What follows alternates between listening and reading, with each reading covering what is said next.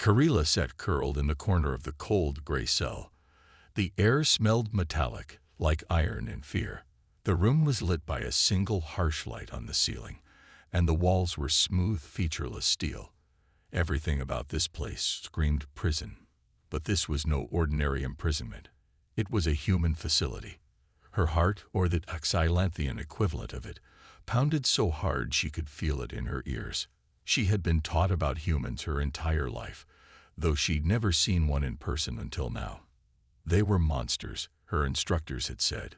Bloodthirsty, savage creatures who conquered planets not because they needed resources, but because they enjoyed domination. Karila had scoffed at the stories when she was younger. Surely no species could be that cruel. But then she joined the Xylanthian Reconnaissance Corps. Over the years, she'd read report after report of human raids, their violent battles, and their history of wars that left millions dead.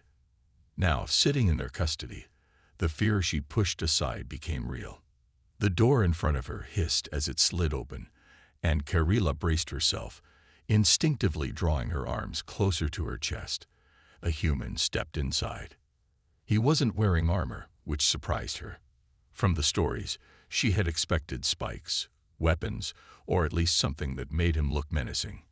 Instead, he was dressed in simple clothes, dark trousers, and a plain shirt. His hands were empty.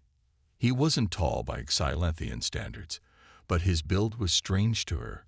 Broad shoulders, a soft face with no exoskeleton, and small eyes that squinted slightly as if he were trying to see her more clearly. The light above made his skin look even paler than it was. Karila's breathing quickened. This was it. They had sent in the interrogator, the torturer. Her claws flexed in anticipation of what she could only assume would be pain. Humans, after all, were famous for their creative methods of extracting information. The man stood still for a moment, seemingly taking her in. He didn't look angry or cruel, which confused her. Instead, he smiled, a small, warm gesture. "Hello," he said, his voice calm and steady. Karila flinched. She didn't know much about their language, but his tone lacked the aggression she expected. "I'm Dr. Isaac Hayes," he continued, keeping his hands visible and his body relaxed. "I want to assure you, you're safe here." Safe. The word made no sense. Was this some kind of trick? She stared at him, unblinking. Her large, glassy eyes reflected his form back at him, but she didn't respond. Isaac seemed unbothered by her silence. He took a step back and placed something on the small metal table in the middle of the room. It was a tray, and on it sat a steaming bowl of something that smelled strange, but oddly good. Karila's stomach, though tight with fear, rumbled faintly. "It's soup," Isaac said, gesturing toward the bowl. "I noticed you haven't eaten since you got here. I thought this might help." Karila eyed the tray with suspicion. Poison. Some chemical to weaken her. Humans were cunning creatures. They didn't always use brute force. Sometimes they manipulated their enemies into submission. Isaac seemed to sense her hesitation. "It's not poisoned," he said with a small chuckle. "I swear. I even had some of it myself earlier. Just a simple vegetable broth. No tricks." Still, Karila didn't move. Her claws tightened into fists. Isaac didn't push her. Instead, he took a chair from the corner and sat a good distance from her, keeping his posture casual and open. He didn't loom over her or speak with authority. "I know this must be terrifying for you," he said after a pause. "If the roles were reversed, I'd probably feel the same way. But I promise, we're not here to hurt you." Karila's mind raced. Was this some sort of psychological game? Humans were known for their strategies in war, breaking down their enemies with kindness only to strike when they were most vulnerable. Her eyes darted to the door behind him. It was still open, but she knew better than to try to escape, even if she managed to slip past him. The facility was likely crawling with humans. She would never make it out alive. "Look," Isaac said, leaning forward slightly but keeping his voice gentle. "I don't expect you to trust me right away, but we're not the monsters you think we are." At this, Carilla's eyes narrowed. She hissed softly, a sound that translated roughly to disbelief. "Not monsters," she said in her own language, the words clicking and humming in her throat. She didn't think he would understand, but she couldn't stop herself. Isaac tilted his head, his brow furrowing in curiosity. He didn't seem angry at her tone. If anything, he looked intrigued. "I don't know your language yet," he admitted, "but I'll learn. Communication is important. For now, let me say this. I'm here to understand you, not harm you. That's my job." His job. Carilla's sharp teeth clicked together as she processed his words. The concept of a human job involving understanding seemed ridiculous. Humans didn't seek understanding, they sought power. The silence stretched between them. Isaac didn't seem uncomfortable with it. He simply sat there, hands resting on his knees, waiting patiently. Carilla's stomach growled again, louder this time. She cursed her body for betraying her. She wanted to appear strong, defiant, but the truth was, she was starving. Isaac noticed but didn't comment. Instead, he stood up slowly, making sure not to startle her, and moved toward the door. "I'll give you some space," he said. "The soup will stay here if you decide you want it." He paused in the doorway and turned back to her. "I'll see you tomorrow. Rest well." With that, he was gone. Carilla stared at the tray on the table, her mind racing. What kind of game was this? Why hadn't he tortured her? Why hadn't he demanded information about her mission, her people, or her ship? The propaganda she'd grown up with clashed with the reality of her situation. Humans were supposed to be terrifying. Yet this one, this Isaac, didn't seem terrifying at all. He seemed kind. The thought unsettled her more than any threat could have. Finally, after what felt like hours, Carilla crawled toward the table. Her movements were slow, cautious, as if the soup might attack her. She sniffed it first, then dipped the tip of her claw into the liquid. Warm, salty, not unpleasant. Hunger won over fear. She lifted the bowl with trembling hands and drank. It was the first time she'd eaten since her capture, and as the warmth spread through her body, she realized something she couldn't quite explain. Maybe humans weren't what she thought they were. The next day, Carilla sat in the same corner of her cell, staring at the cold, metallic walls. The food Isaac had brought the day before had filled her stomach, but the unease that lingered in her chest was much harder to shake. She couldn't understand it. The more she thought about the human's actions, the more confused she became. Why hadn't he hurt her? Why hadn't he demanded information about her mission, her homeworld, or her people? She had expected pain, torture, or at least threats. That was what humans did, wasn't it? They tortured their enemies to break them down and make them obedient. But Isaac had done none of that. Carilla shuddered as she thought about the stories her elders had told her. Her people had warned her about humans from the moment she was old enough to understand their language. They were cruel. They didn't hesitate to destroy entire civilizations if it served their purpose. They tortured and killed without remorse. But now, sitting in this cold, sterile cell, surrounded by silence, Carilla began to wonder if she had been lied to. How could a species like that send someone so kind to her? Isaac hadn't shown the slightest hint of cruelty. He didn't yell or demand answers. He didn't even seem to care much about what she had been sent to do on his planet. A deep sense of mistrust boiled up inside her, and she shook her head. No, she thought, this can't be real. There had to be something more to this. No one, especially not a human, could be this calm, this kind, without a hidden agenda. It was all too strange. Her claws tapped nervously against the metal floor as she tried to steady her breathing. Maybe it was a trick. Maybe they were trying to make her lower her guard, thinking that by acting kind, they could get her to reveal something important. Perhaps, once she trusted him, they would break her down with some other kind of tactic. The idea of being deceived made her stomach twist. Suddenly, The door slid open with a soft hiss, and Karila snapped her head up. Isaac stood in the doorway, smiling that same warm, patient smile. It was as if nothing was wrong, as if he didn't sense the distrust that had been building in her. "Good morning, Karila," he greeted her in his usual calm voice, stepping into the room. "I brought you some more food. I know it's not much, but it should help you feel better." Karila narrowed her eyes suspiciously. The way he said it, so casually, so kindly, made her want to reject it all. She didn't trust this human. She couldn't. He set the food down on the table between them. It looked like more soup, but there were some other strange foods on the tray. Different colored fruits and vegetables she had never seen before.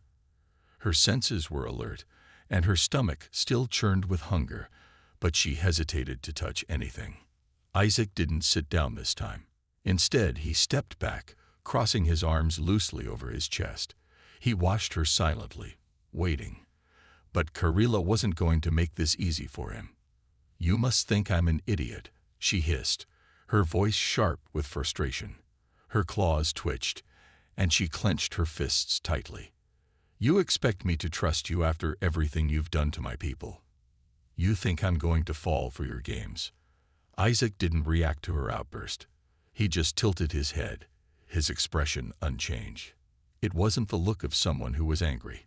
It wasn't the look of someone who felt threatened. He looked patient, and it only made Karila feel more uneasy. "Karila, I'm not trying to trick you," he said softly. "I understand why you're distrustful, but I'm not like the stories you've heard. I'm not here to harm you. I just want to talk." Karila scoffed at that. "Talk?" She spat. "You think that talking will make everything better. I know what humans do to people like me. You don't want to talk. You want to break me down, use me to get information about my mission, about my people, about my ship. But it won't work. I won't tell you anything." Isaac's expression softened, and for the first time, Karila noticed a flicker of sadness in his eyes. "I'm not here to hurt you, Karila," he repeated, his voice firm but gentle. "I'm here because I want to understand you. I want to understand why you're here, and why we ended up in this situation. There's no need for violence." Her eyes widened in disbelief. She had heard these words before, from enemies who had pretended to show mercy. Violence was exactly what humans were known for, wasn't it? Stories of their wars, their hunger for power, their cold, calculated ways of taking what they wanted. There was no way Isaac was different. "No," she said sharply, shaking her head. "I don't believe you. Humans like you don't care about understanding. You care about winning. You always win. You don't want peace. You just want control." Isaac took a step forward but stopped when he saw her tense up. He raised his hand slightly, as if to show her that he meant no harm. "I know you think that, and I understand why. But trust me, not all humans think like that." Karila clenched her jaw. His calmness made her even angrier. How dare he try to make her believe that humans were anything but ruthless? It was in their nature. She had read it in reports. She had been taught it since she was a child. Humans were the enemy, and the enemy was always dangerous. "You don't know anything about us," she said coldly, trying to keep the trembling in her voice under control. "You don't know what it's like to fight for your life every day, to survive in a world that doesn't care about your kind. You don't understand what it's like to be hunted, to be captured like an animal." Isaac stood still, his gaze never leaving hers. "You're right, Karila. I don't understand everything about your people, but I want to learn. I don't want to fight you. I don't want to hurt you." Karila felt a bitter laugh rise in her throat. "You think learning about me will change anything. You think you can just sit there, telling me you want peace, while my people suffer from the hands of your kind." She let out a deep breath, her chest tight with emotion. "I don't believe you, Isaac. You're just like the rest of them." Isaac didn't respond right away. Instead, he simply nodded, as if he had expected this reaction. His silence was more frustrating than anything, and it made Karila's nerves grow even more tense. She could see his eyes searching her, trying to understand. But he wasn't trying to break her, at least not in the way she feared. He seemed to genuinely care. "Karila, I know it's hard to trust me," he said after a long pause. "But I'm telling you the truth. I don't want to hurt you, and I don't want to hurt anyone. I just want to know what brought you here and how we can fix this together." She looked at him in disbelief. Fix this? How could anyone fix what had been broken between their species for so long? The hatred, the violence, it had been going on for centuries. No amount of words could change that. Just like that. "You think I'm going to forgive you?" Karila's voice trembled with frustration. "It doesn't work like that. You can't just ask for forgiveness and expect everything to be okay." Isaac didn't try to argue. He simply stood there, letting her vent her anger. Finally, he spoke again, quietly. "No, I don't expect you to forgive me. But I hope that, over time, you'll see that we're not all the same." Karila's chest tightened. She didn't know what to think anymore. She had come here with certainty in her mind. Humans were her enemies, and they would hurt her. But this human, Isaac, was making her question everything. And she hated that. Days passed, and the tension in Karila's chest only grew heavier. Each day, Isaac would return, always bringing food, always speaking to her with the same calm, unthreatening voice. Every time he entered the room, she would sit up straight, her claws ready to strike. But each time, he would simply smile and set down the food, sit at a distance, and wait. He never raised his voice, never demanded anything. It was maddening. At first, Karila had told herself it was all part of a larger plan. He was trying to wear her down, to lull her into a false sense of security. She had resisted every effort, her heart filled with suspicion and fear. She would never trust him. She couldn't. The stories of human cruelty were too deeply ingrained in her mind. But after days of the same routine, something strange began to happen. The tension in her shoulders started to ease. The knot in her stomach loosened. "No," she thought firmly. "I can't let my guard down. This is a trick. A clever, human trick."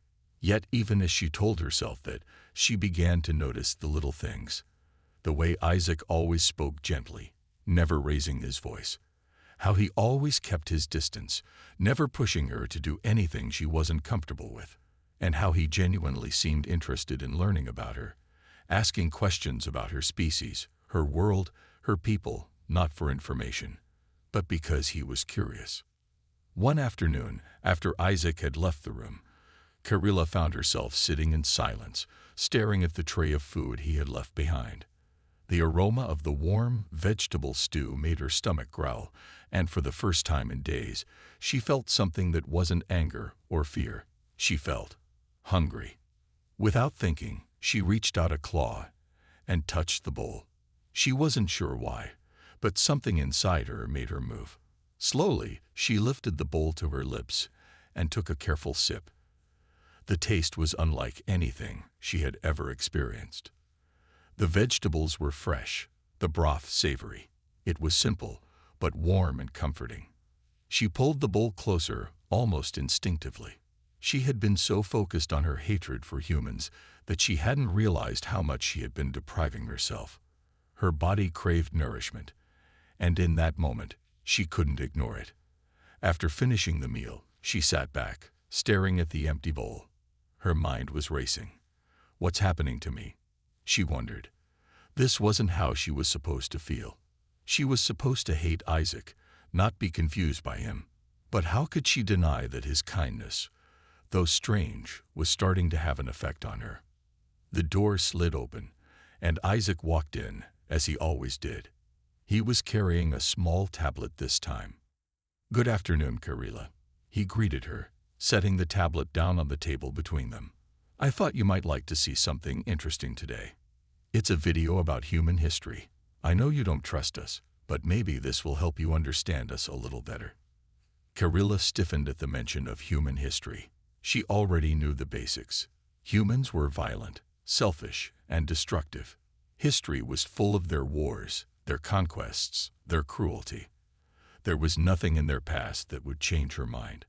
But then she remembered the soup, the kindness he had shown her the day before. Her heart hesitated. She eyed the tablet, still unsure. Maybe this is just another attempt to manipulate me, she thought. Another lie to make me believe they're not monsters. Isaac seemed to sense her hesitation. He sat down on the chair across from her, his posture open and calm. "You don't have to watch it if you don't want to," he said. "I just thought it might give you a clearer picture of who we are." Karila still didn't say anything, but her curiosity was winning. She hadn't expected to be curious about anything human, let alone about their history. Slowly, she reached out and tapped the tablet. The screen lit up with images of Earth, crowded cities, green forests, vast oceans. Isaac began to explain. "This is the story of humanity's early days. We were once a species that fought each other constantly. There were wars, famines, and destruction. But over time we learned. We made mistakes, but we also grew. We started to realize that working together was better than fighting." Karila's eyes narrowed as she watched the video. It was hard to imagine a species like hers, so focused on survival, on maintaining their place in the galaxy, learning to cooperate. It was hard to believe that humans had actually learned anything from their past. She had seen the wars they fought in the present, their violent struggles for power. Could this really be true? Isaac continued, his voice soft but passionate.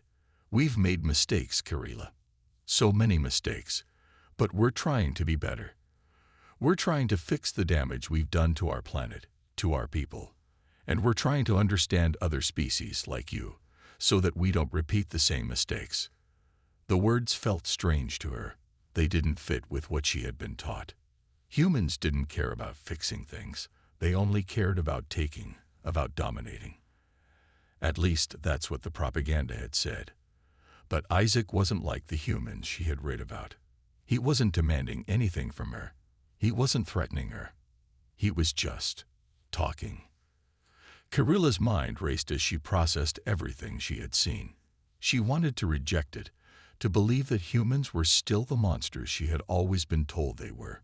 But something deep inside her, a part of her that she had locked away, was starting to ask questions.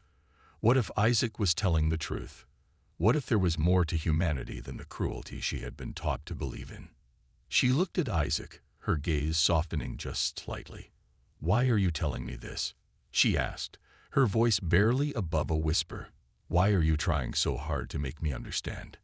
Isaac's smile returned, though it was tinged with sadness. "Because I believe that understanding each other is the only way to stop the cycle of violence. I don't expect you to trust me right away.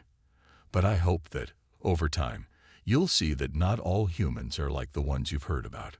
Karila swallowed hard, her throat tight. She couldn't explain it, but something about his words hit her deeply. It wasn't just what he said, but how he said it.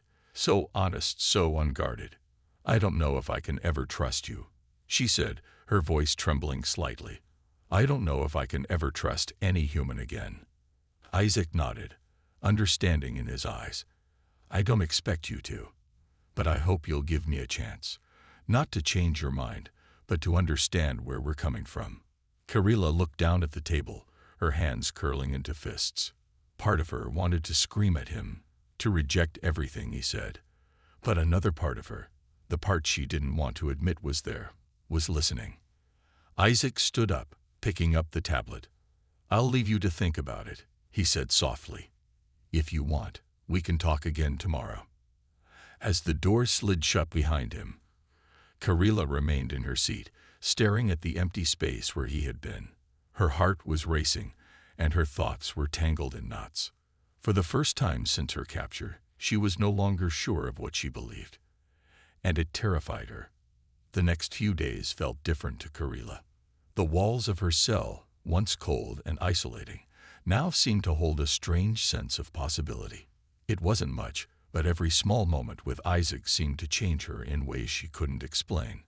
Her mistrust hadn't disappeared completely, but it had begun to crack, little by little. Isaac continued his visits, each one a little different from the last. He still brought food, sometimes the same soup, sometimes something new, always with a kind smile and a soft greeting. But it wasn't just the food that stood out to Karila anymore. It was his questions, his curiosity, his interest in her. He would ask about her species, how they lived, what they believed, and even what they dreamed of. His questions weren't demanding or aggressive. They were just genuine. He wanted to know, not because he needed information, but because he wanted to understand her.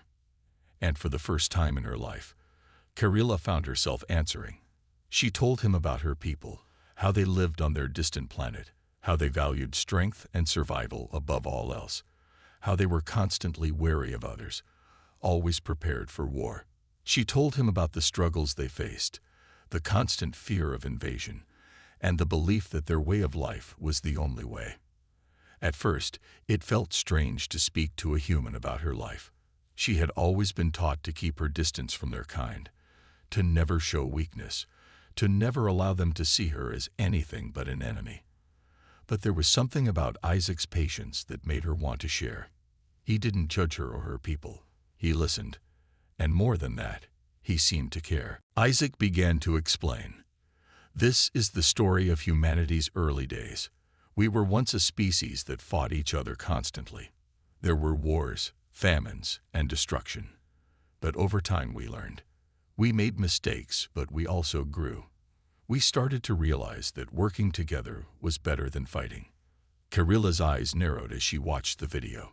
It was hard to imagine a species like hers, so focused on survival, on maintaining their place in the galaxy, learning to cooperate. It was hard to believe that humans had actually learned anything from their past. She had seen the wars they fought in the present, their violent struggles for power. Could this really be true? Isaac continued, his voice soft but passionate. We've made mistakes, Karila. So many mistakes. But we're trying to be better. We're trying to fix the damage we've done to our planet, to our people. And we're trying to understand other species like you, so that we don't repeat the same mistakes. The words felt strange to her. They didn't fit with what she had been taught. Humans didn't care about fixing things. They only cared about taking, about dominating. At least that's what the propaganda had said. But Isaac wasn't like the humans she had read about. He wasn't demanding anything from her. He wasn't threatening her. He was just talking. Karila's mind raced as she processed everything she had seen. She wanted to reject it, to believe that humans were still the monsters she had always been told they were. But something deep inside her, a part of her that she had locked away, was starting to ask questions. What if Isaac was telling the truth? What if there was more to humanity than the cruelty she had been taught to believe in? She looked at Isaac, her gaze softening just slightly. "Why are you telling me this?" she asked, her voice barely above a whisper. "Why are you trying so hard to make me understand?" Isaac's smile returned, though it was tinged with sadness. "Because I believe that understanding each other is the only way to stop the cycle of violence. I don't expect you to trust me right away. But I hope that, over time, you'll see that not all humans are like the ones you've heard about." Karila swallowed hard, her throat tight. She couldn't explain it, but something about his words hit her deeply. It wasn't just what he said, but how he said it. So honest, so unguarded. "I don't know if I can ever trust you," she said, her voice trembling slightly. "I don't know if I can ever trust any human again." Isaac nodded, understanding in his eyes. "I don't expect you to, but I hope you'll give me a chance. Not to change your mind, but to understand where we're coming from." Karila looked down at the table, her hands curling into fists. Part of her wanted to scream at him, to reject everything he said. But another part of her, the part she didn't want to admit was there, was listening. Isaac stood up, picking up the tablet. "I'll leave you to think about it," he said softly. "If you want, we can talk again tomorrow." As the door slid shut behind him, Karila remained in her seat, staring at the empty space where he had been. Her heart was racing, and her thoughts were tangled in knots. For the first time since her capture, she was no longer sure of what she believed. And it terrified her. The next few days felt different to Karila. The walls of her cell, once cold and isolating, now seemed to hold a strange sense of possibility. It wasn't much, but every small moment with Isaac seemed to change her in ways she couldn't explain. Her mistrust hadn't disappeared completely, but it had begun to crack, little by little. Isaac continued his visits, each one a little different from the last. He still brought food, sometimes the same soup, sometimes something new, always with a kind smile and a soft greeting. But it wasn't just the food that stood out to Karila anymore. It was his questions, his curiosity, his interest in her. He would ask about her species, how they lived, what they believed, and even what they dreamed of. His questions weren't demanding or aggressive. They were just genuine. He wanted to know, not because he needed information, but because he wanted to understand her. And for the first time in her life, Karila found herself answering. She told him about her people, how they lived on their distant planet, how they valued strength and survival above all else, how they were constantly wary of others, always prepared for war. She told him about the struggles they faced, the constant fear of invasion, and the belief that their way of life was the only way. At first, it felt strange to speak to a human about her life. She had always been taught to keep her distance from their kind, to never show weakness, to never allow them to see her as anything but an enemy. But there was something about Isaac's patience that made her want to share. He didn't judge her or her people. He listened. And more than that, he seemed to care. Isaac nodded, his gaze gentle. It's okay to feel confused. Change is hard. But it's the only way we can grow. And I think you're starting to see that. You don't have to have all the answers right now. Just take it one step at a time. Karila glanced down at the tray in front of her, her stomach growling in response. It was the same food Isaac had brought before, but this time, she felt a strange sense of peace. She didn't know what the future held or what would come of the strange connection that was forming between her and Isaac. But for the first time, she wasn't afraid to find out. As she picked up the bowl and began to eat, she looked at Isaac and said something she never thought she would say. Maybe we can understand each other, after all. Isaac's smile widened, but it wasn't a smile of victory. It was a smile of hope. Hope that, just maybe, there was a chance for something different between their species. Something better.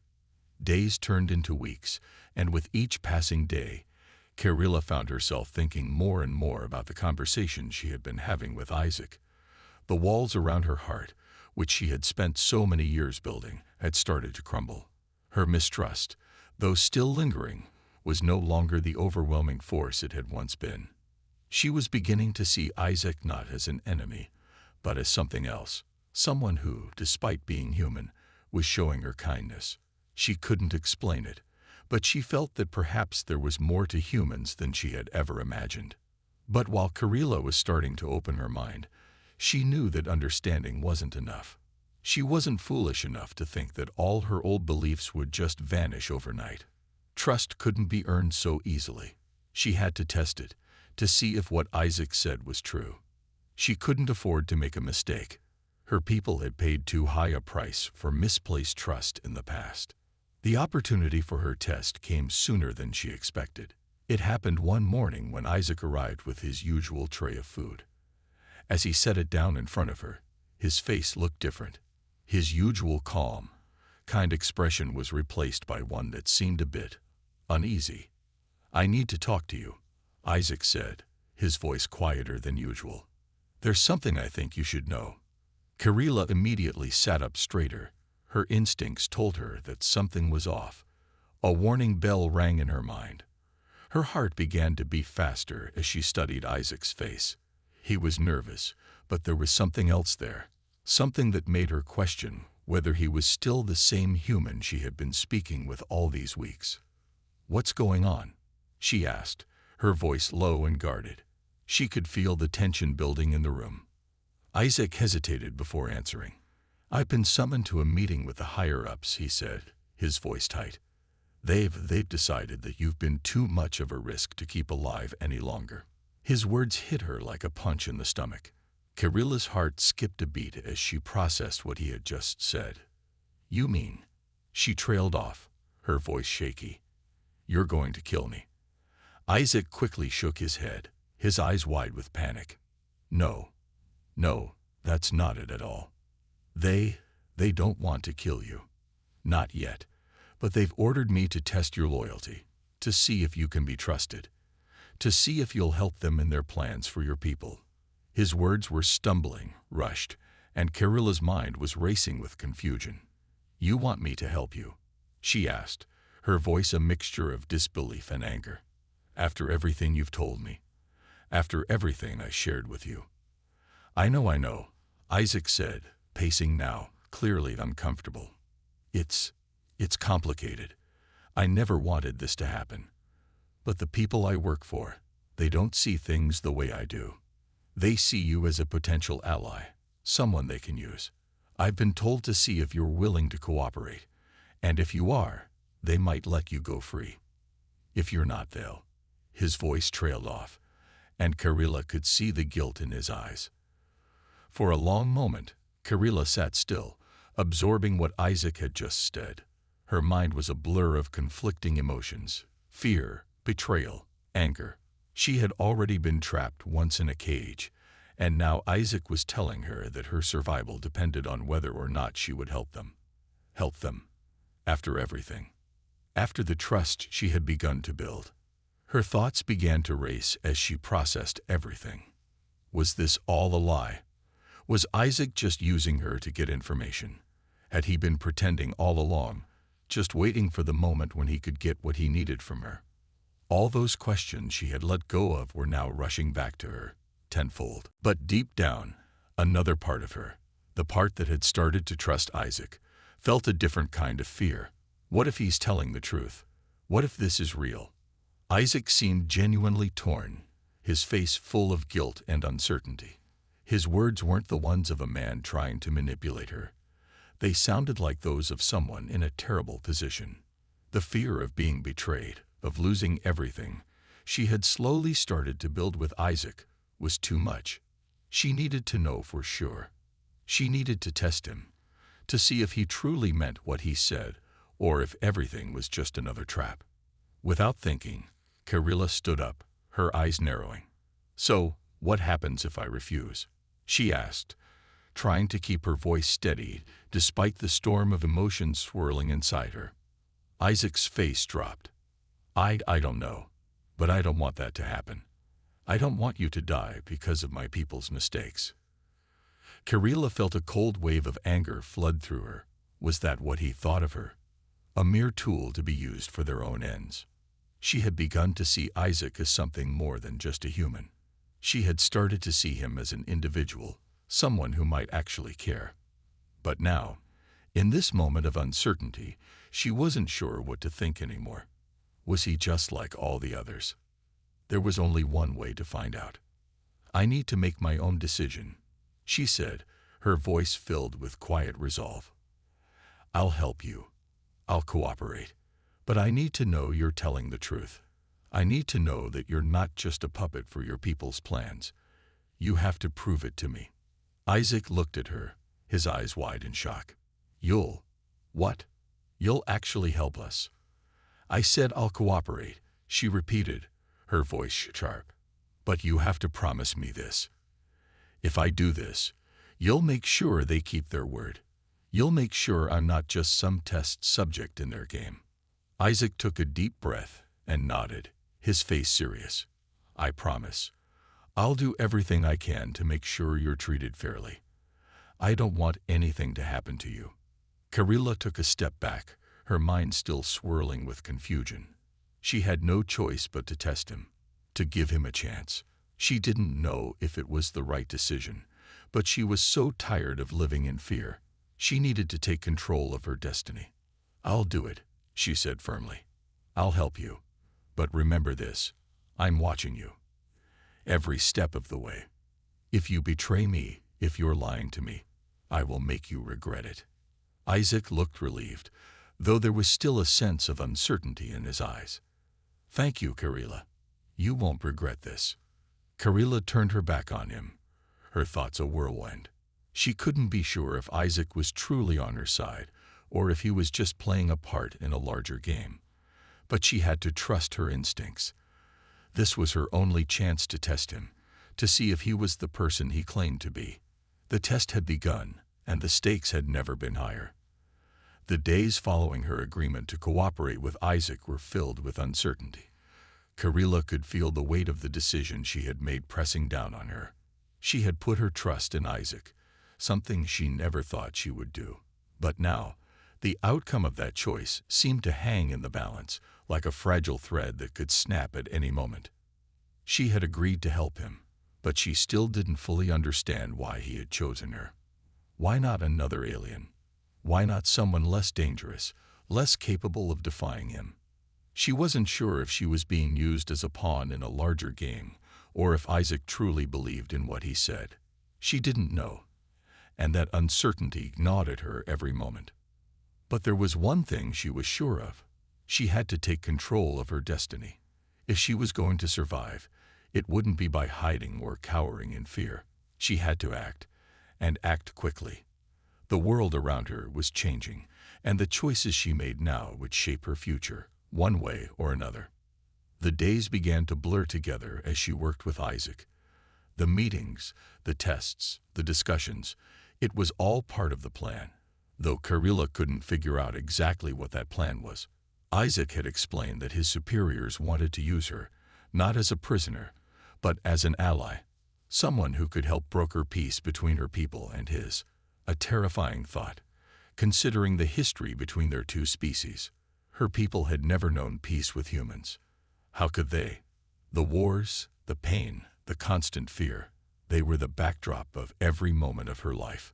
Despite her fear, she couldn't help but feel a strange sense of hope, something she hadn't felt in years. Maybe, just maybe, Isaac was right. Maybe humans and aliens like her could find a way to coexist. Maybe they could end the cycle of hatred and violence that had defined their existence for so long. But the road to that future was still unclear, and Karila had learned to trust only what she could see with her own eyes. Isaac had begun to show her more of the human side of things, introducing her to others, allowing her to hear different perspectives. Slowly, Karila began to see more than just the cold, calculating human she had been taught to fear. She met others who, like Isaac, were trying to change things. People who didn't want war, who didn't want to continue the cycle of violence. It was hard to believe, but the more she saw, the more she began to wonder if there really was something different about them. One evening, Isaac brought her news. His face was serious, almost solemn as he stepped into her room. The usual small talk was gone, replaced by an air of urgency. "There's been a shift," Isaac said quietly, his voice tense. "The higher-ups, they're starting to listen. There's a chance now, an opportunity to talk directly to your people." Karilla's heart skipped a beat. She had heard whispers of negotiations before, of attempts to stop the violence, but they always ended the same way: failed attempts, broken promises, and more bloodshed. She had no reason to believe that this would be different. Her people had never trusted humans, and after everything that had happened, how could they? "You want me to help you convince them?" Karila asked, her voice cautious. She couldn't help but be skeptical. The past had taught her that no deal with humans was ever made to last. Isaac nodded slowly. "I think it's possible, but we need your people to agree. We need them to see that we're not here to conquer them. We're not here to fight. We just want to stop the war." Karila looked at him, her mind spinning. She wanted to believe him. She wanted to believe that there was a way forward, a way for her people to live without fear, without the constant threat of war. But her people had been raised to believe that peace with humans was impossible, that humans could never be trusted. They had been taught that survival meant never showing weakness. She knew it wouldn't be easy to convince them otherwise. "What do you need from me?" she asked, her voice steady, even though she felt a storm of emotions brewing inside her. "I need you to help us speak to your leaders," Isaac said, his eyes pleading. "You're the key. You're the one who can bridge the gap between our two worlds. We can't do this without you." Karila felt a knot tighten in her chest. The pressure of his words was overwhelming. She had never thought of herself as a leader, let alone someone who could bring about peace between their two species. But in this moment, she realized that maybe, just maybe, she could be the one to change everything. "I'll do it," she said, the words leaving her mouth before she could fully comprehend what they meant. "I'll help you. But only if I can be sure that my people won't be betrayed. I won't risk their lives on a promise." Isaac nodded solemnly. "You have my word, Karila. We'll do everything we can to make this right. But we need you to help us, now more than ever." The weight of her decision settled over her like a heavy cloak. She didn't know if she was making the right choice, but she knew one thing. She couldn't sit back and wait for change to happen. If peace was possible, if there was any chance of ending the cycle of violence that had shaped her entire life, she had to be a part of it. The next few days were a whirlwind. Isaac and his team worked tirelessly to arrange the meeting between Karila and the leaders of her people. There were countless discussions, debates, and preparations. And through it all, Karila felt the pressure mounting. The stakes were higher than ever before. This wasn't just about her survival anymore. This was about the future of her people. She had to succeed, or else everything she had worked for, everything she had started to believe in, would fall apart. Finally, the day arrived. Karila stood in front of a large, imposing door, the entrance to the council chamber where the leaders of her people would gather. Her heart pounded in her chest as she took a deep breath. She had made it this far. Now she had to convince them that peace was possible. Isaac stood beside her, his presence a comfort, though she could tell that he, too, was nervous. He was about to face the very people who had condemned his kind as enemies. But despite the fear in their eyes, despite the walls that had been built between them, Karila could see something else in Isaac's face: determination. They entered the room together. The council members, the highest authority among her people, sat around a long table, their faces stern and wary. Karila knew they were judging Isaac, sizing him up. They had every reason to be distrustful. She had every reason to be distrustful. But this was her chance. She took a deep breath, steeled herself, and stepped forward. "I know you are all wondering why I have brought this human before you," Karila began, her voice steady. "But I'm here to tell you that not all humans are our enemies. Not all of them want war. Isaac and his people are not our enemy. They want peace. And I believe we can end the war if we are willing to try." A murmur ran through the council members. The tension in the room was palpable. But Karila held her ground. This was her moment. This was her chance to make a difference. "I am asking you to listen," she continued. "I am asking you to see past our history of hatred and fear. I am asking you to trust that there is a way forward, a way to end the cycle of violence, a way to build a new beginning for all of us." For the first time in her life, Karila felt a sense of hope that she had never known. The path ahead was uncertain, and the challenges were immense. But for the first time, she wasn't afraid. She wasn't afraid of what might happen. She was ready to take control of her destiny, ready to fight for the future she believed in. As the room fell silent, Karila knew that her words had made an impact. The test was far from over, but it had begun. The beginning of something new. And for the first time in her life, Karila believed that maybe, just maybe, peace was possible.